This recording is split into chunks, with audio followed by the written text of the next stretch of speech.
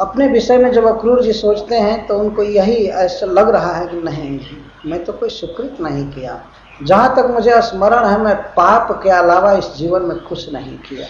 कंस के निर्बंध से बाध्य होकर के मैं भगवान का दर्शन नहीं कर पाया। यही मथुरा में रहते ही जानता हूँ कि यहाँ से थोड़ी ही दूर पर भगवान है, लेकिन मैं कंस की सेवा कर रहा था। अब ये विचार आ रहा है तो मया किम भद्रम आचरितम, भद्रम यज्ञादि सत्कर्म। भद्रम का अर्थ है अच्छा कर्म, मंगलमय कर्म। तो यज्ञ आदि कर्म मैं क्या किया हूँ? कुछ किया हूँ जरूर, क्योंकि बिना इसके, बिना पुण्य के कृष्ण का दर्शन नहीं हो सकता, ये सोच रहे हैं। परंतु इस जीवन में दिमाग लगाने पर भी नहीं डेट याद आ रहा है कि किसी दिन कुछ अच्छा काम किया। कंस की सेवा कर रहे थे, नौकरी कर रहे थे, कौन अच्छा कार्य? कंस की सेवा कर रहे थे तो कंस तो सारा प्लान बना रहा था देवताओं के विरुद्ध, भगवान के विरुद्ध। जब भगवान के माता पिता को कारागृह में बंद किया था और उनके जन्मे हुए बच्चों को मारता था, उसका साथ दे रहे थे रात दिन, तब कहाँ से सुकृत होगा? किम मया चरितम भद्रम, किम तप्तम परमम तपः, मैंने कौन सा उत्कृष्ट तप किया है? तप का अर्थ होता है चित्त की एकाग्रता अथवा सर्वभूता भय प्रदान, सभी जीवों को अभय देना अर्थात उनको सुख देना, इसको तप कहा गया। बहुत प्रकार के तप है, जैसे वाणी का तप है, मन का तप है, शरीर से तप है। शरीर से सभी जीवों को सुख देना, किसी को दुख न देना। वाणी से किसी को उद्वेग में डालने वाला वचन न बोलना, सबको सुखी करने वाला वचन बोलना, यह तप है, अनुद्वेग कर्म वाक्य। लेकिन मनुष्य को आप देखते हैं कैसा स्वभाव होता है, वो सोचता है कि हम दूसरे को कठोर बोलेंगे तब हमको कुछ राहत मिले, तब हमको कुछ अच्छा लगेगा, चैन की सांस लेंगे, दूसरे को कठोर बोल करके, निंदा करके।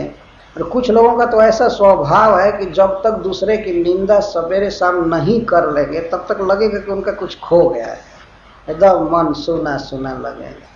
जब कहीं निंदा कर लेंगे तब पेट भर जाएगा, हाँ कुछ हो गया, वेद पाठ हो गया, कम से कम भक्तमाल हो गया। तो किसी को कभी दुख देने वाला वचन मैं नहीं बोला हूँ, इसको परम तप कहता है। अथवा परम तप का अर्थ भगवत आराधन लक्षणम तप। परम शब्द के द्वारा ऐसी हो रहा है कि उत्कृष्ट तप, अर्थात भगवान का नाम जप किया हूँ, भगवान के अतिरिक्त और कुछ नहीं बोला हूँ, भगवान की पूजा किया हूँ, क्या किया हूँ। अथवा परम शब्द भद्रम में भी लगेगा।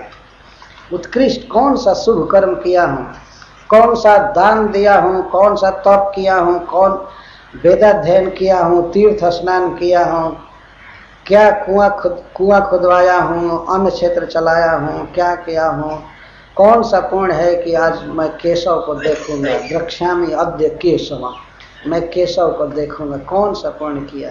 तो फिर मन में आया कि ननु तथापि बिना महद अनुग्रहेण न तत्सिद्धेत इत्याशंक्य पक्षांतरम चिंतयति।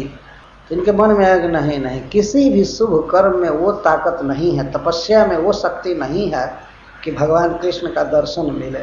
यह तो किसी महत् पुरुष के अनुग्रह से ही संभव है, किसी साधु की कृपा से ही संभव है कि भगवान का दर्शन हो सकता है। तब कहते हैं किं वाथा पर्यते दत्तम जद्रक्षामद्य केशवम, वाथ अथवा, उसको वा पहले लगाकर अथ लगाए, वाथ अथवा अथवा दोनों का एक ही अर्थ हुआ। अथवा अर्हते योग्याय, किसी योग्य पात्र को मैंने क्या दान दिया है कि मुझे कृष्ण का दर्शन मिलेगा, किसी महत् पुरुष की मैंने क्या सेवा की है, किसी साधु की क्या सेवा की है, केशव को देखूंगा। तो ये जो उत्तर पक्ष है लास्ट में, यही सबसे बलवान साधन है भगवान को देखने का।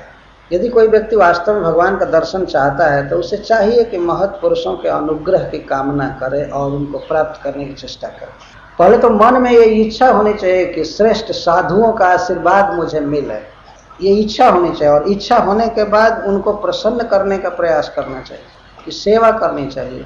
तो उससे उनके हृदय से जो आशीर्वाद प्रकट होता है उससे भगवान मिलते हैं। भगवान के मिलने का यह उपाय है।